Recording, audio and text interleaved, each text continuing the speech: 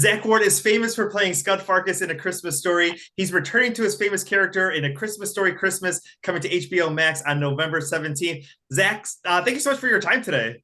Hey, my pleasure. It's great to be here, my friend. Let's talk a little bit about where we're going to see the gang, Ralphie and the gang in the beginning of this movie. Well, let's see. The movie starts off in Chicago and then goes back to home in Indiana, where Ralphie meets up with the old gang and adventures ensue. We love that Ralphie has made his move to Chicago because especially in the Midwest, having that the story set in Indiana, this was such a big part of so many families, not across the globe, but especially here in the Midwest. Yeah. I'm so glad that we got to bring it back to home in Indiana.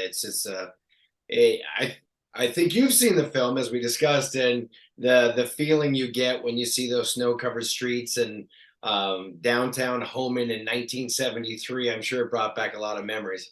It was great to see everybody return. And I'm assuming that, since the first one came out, there's always been talk, and you've probably been asked in interviews as far as like, is there a sequel? When are we going to see another one? But what was it like to get that call? Did Peter call you? What was it like as far as saying like, this is actually happening?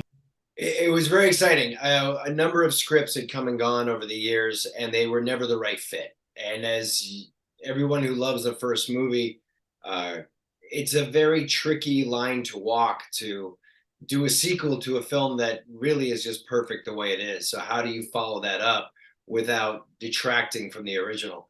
And it's when they got Nick Schenk on board, the writer.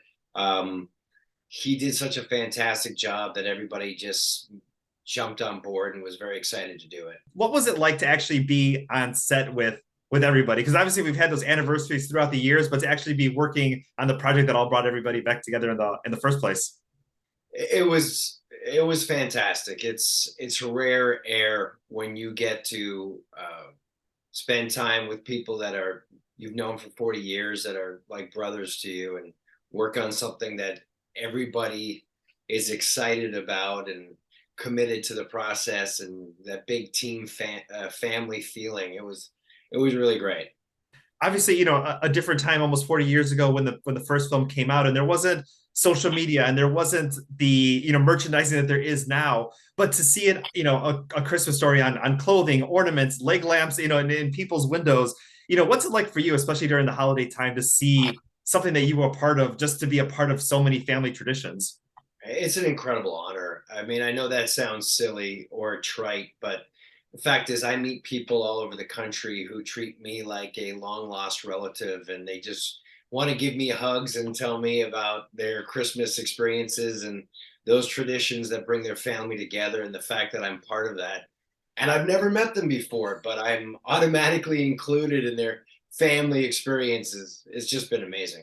And I'm sure too, especially with watching the movies from year after year and generation after generation, people feel like you're a part of their family. So they just want to tell they can just put their arm around you and like, hey, let me tell you, about my life.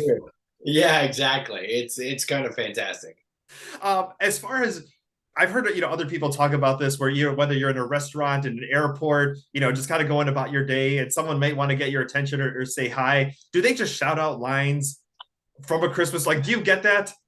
I do get that on occasion. Yeah, usually people are really nice. It's like anything else. Most people are fantastic and really lovely.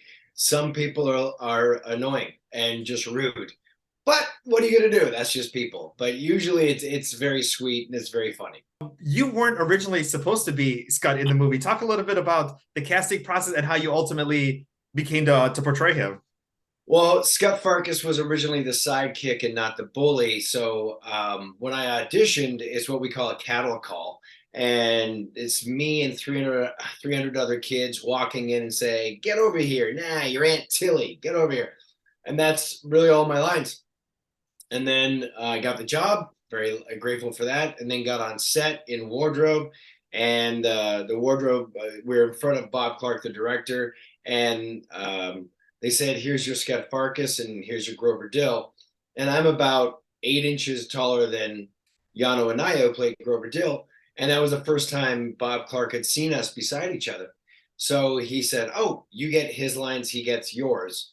So the names didn't change, just the role really did in the position of the film. So that's when I became the antagonist. And Yano and I worked together to become, the evil Darth bullies, as it were. Now, as far as the bullying goes and this character, you had to pull a lot, from you because especially not just your actions, but it's the laugh and it's I've heard you talk a little bit about the number of schools you went to, not playing hockey as a kid, the name of your dog at the time, it was just all these little different things that probably fueled that. Like you may have heard, I went to 8 different schools before junior high. I got bullied a lot. I had a miniature poodle named Tinkerbell because I have red hair. And when I was a little boy, Peter Pan was my hero because he had red hair, and Peter Pan's sidekick is Tinkerbell. So I named my dog that when I was 7, and then went to all these different schools where that was made fun of intensely, as you can understand. So I got to see and meet all these bullies in my own personal life. So by the time I got to do A Christmas Story, I was very experienced, shall we say, in the characterization of bullies, because I can literally walk into a school and be like, "Oh, that guy's going to chase me down on the schoolyard and give me a wedgie in about an hour." Yeah. So it was relatively simple for me to imitate them because I had a lot of experience. Especially after school number 3, you're like, I got this down. I know exactly how this is going to go. Yeah, you just walk onto the playground and you're like, nice person, bully. Okay, I gotta go. Yeah. As far as some of the fighting sequences, I also heard too that it wasn't, obviously you have to coordinate how punches and hits and things like that go. And, there's somebody there on set doing it. But as far as the mittens, I still have flashbacks of those little, buckles that went from your gloves to your jacket so that you wouldn't lose them. And that was kind of almost became your nemesis. Yeah, in Toronto, where I'm from, Toronto, Canada, we call those idiot strings. So they're just pieces of yarn that would go through your jacket, out the sleeve, and then be bobby pinned to your mittens. So as a kid, you wouldn't lose your mittens, and they just dangle off your arm, off your sleeve.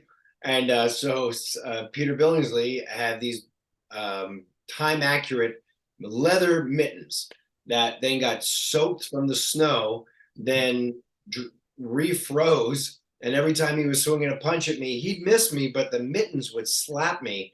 So it was like getting smacked with a frozen pork cutlet. Oh my goodness. And the final thing I want to go ahead and ask you, as far as like holiday time comes, I'm sure you have fans and family and friends, and like, do you get like do people try to give you Christmas Story merchandise, or how does it go as far as like the memories? I think people want to like celebrate it, but like, do you actually end up getting a whole bunch of this? People don't. Sometimes I get a lot of art that people have made. They give me like I'll get different things from A Christmas Story that are drawn by people, or some sculptures from people, and those are my favorite things because they're handmade.